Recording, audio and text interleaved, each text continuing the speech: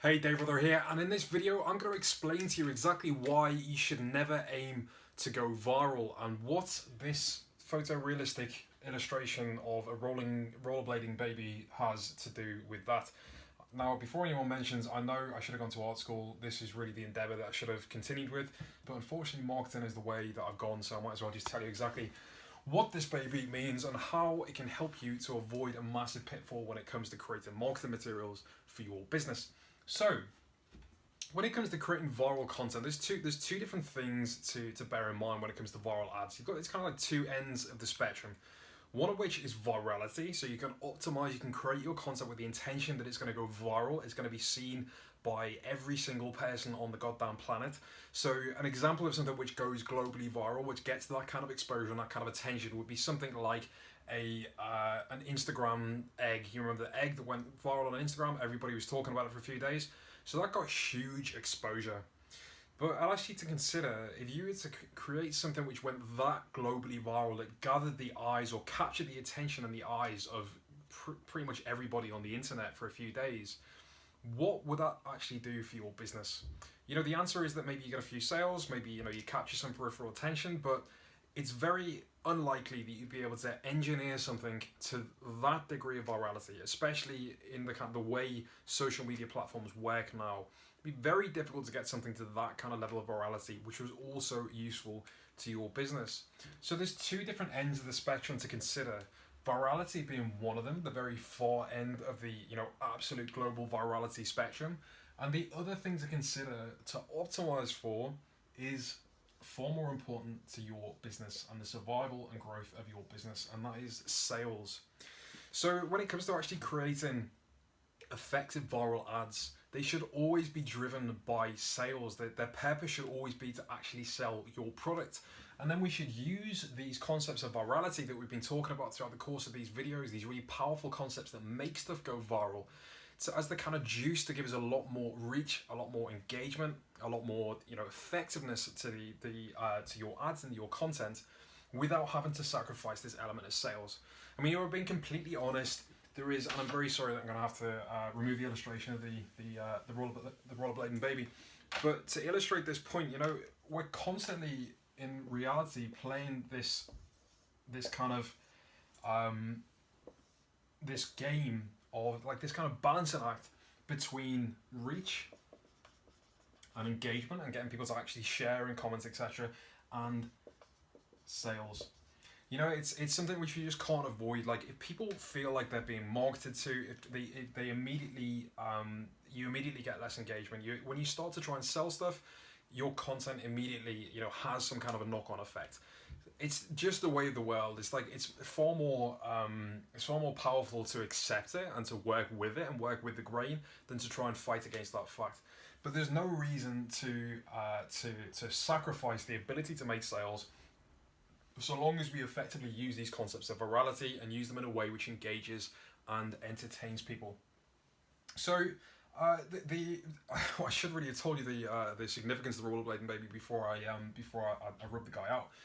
But essentially, what that spoke to was, you probably remember this campaign which Evian did a few years ago. Evian, the bottled water company. So they ran a campaign which went hugely viral. It's like one of the most viral videos of all time. It got massive exposure, massive reach for their business. Well, for the advert, but in reality, that same quarter, their share price dropped significantly.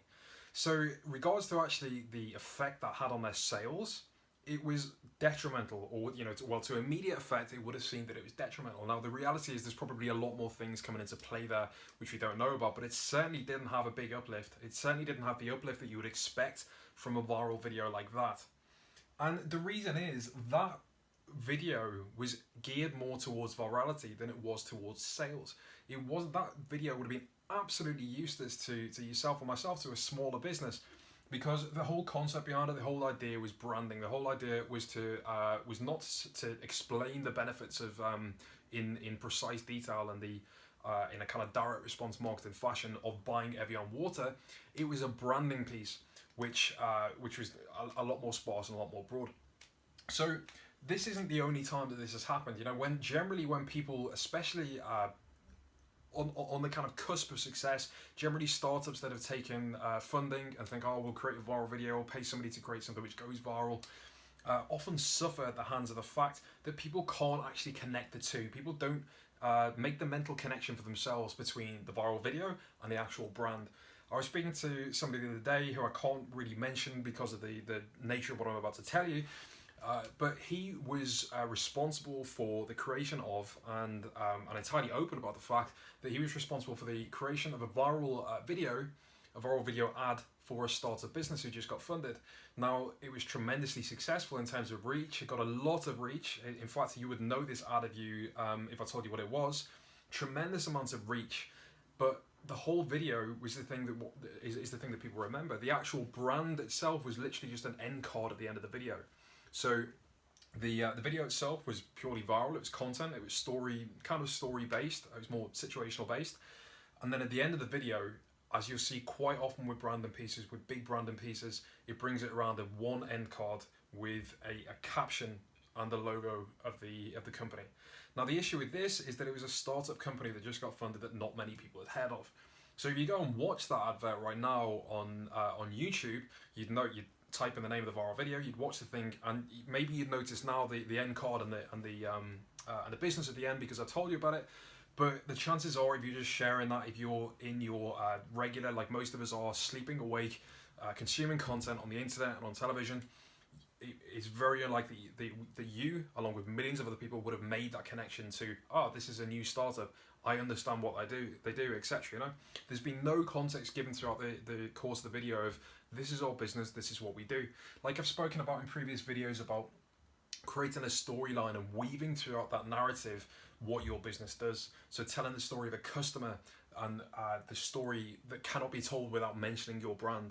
This is a far more effective way of getting your story across. It's a far more cost-effective way in terms of the return on ad spend or the return on investment into making that video for your business if you actually make it sales first, so lead everything with sales. So I suppose kind of the title of this video is not misleading, but it's a little bit of a kind of a provocative one, because you know it's very useful for your business to get that kind of reach. It's very useful to get some kind of virality. But what I wanted to illustrate in this video is that it's far more important to optimize your videos for sales first. At the end of the day, as I keep saying, you know, as businesses, or our job or purpose in the world is to provide value and to create value. To provide value, to create revenue, and that's the reality of business. And therefore, everything that we do needs to have some kind of sales first approach to it. Or at least it needs to be the first thing that we consider when it comes to creating content. So when creating content, always optimize for sales first. Consider all the 8 different principles of virality, which you can get. I'll drop a link underneath this video so that you can get a free resource, a free download, to pin up on your wall or whatever you want. But the 8 viral trigger points are completely crucial to weave into your content. But always consider where it is that you're trying to get people to. Now, it's worth mentioning as well that it might not necessarily be a sale. So, you know, there's lots of different stages in your sales process, and it could be that you're trying to get people to virality versus sign up, virality versus follow, virality versus yada yada yada, etc. You know, so the most important thing is that you consider what the purpose of your content is, what the purpose of the video that you're putting out there, or the content that you're putting out there is, and consider that first. You know, you really need to kind of take a step back when you're creating anything and think, what's the purpose here? What's the strategy behind what we're doing, and how are we trying to tactically fulfill that? So, and you always need to start with the end in mind, and then sprinkle these elements of virality into your content, into whatever it is you're doing, to give it that massive lift, that massive engagement, that massive uplift. Then you've got the benefit of actually growing your business and also getting that engagement, and that's the first steps to blowing your competition out of the water.